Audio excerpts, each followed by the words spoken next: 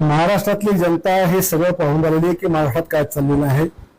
बाळासाहेब ठाकरेंच्या विचाराला तिरांजली मिळत असल्यामुळे 50 आमदारांना घेऊन एकनाथ शिंदे बाहेर पडले आणि त्याच्यामुळेच भारतीय जनता पक्षाला सत्तेमध्ये येता आला आणि पुन्हा दुसरी सत्ता त्यावेळी पाहता आली। आणि एकनाथ शिंदे साहेबांना ममता बॅनर्जी करणं इतका सोपं पण त्या ठिकाणचं नाहीये, कारण शेवटी त्यांच्या पाठीमागे जनता आणि तसं त्यांनी काम केलेलं आहे। अब्दुल सत्तार जे काही बोलले त्याची ही व्यथा ही खरोखर व्यथा आहे।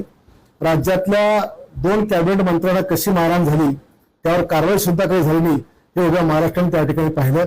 अजितदादांच्या पत्नी सुनेत्राताई यांचा अर्थ खातं सुद्धा अजून त्यांना मित्रपक्ष आमचा देत नाही, त्याच्यामुळे त्यांच्या सोबत सुद्धा आमचा अर्काच खेळ होतो की काय असं आम्हाला दिसून आलेलं आहे। आणि माझ्या मतदारसंघात सुद्धा मी काही लक्षवेधी लावल्या तर भारतीय जनता पक्षाचे ज्येष्ठ मंत्री ते माझे लक्षवेधी सुद्धा लागू देत नाहीत।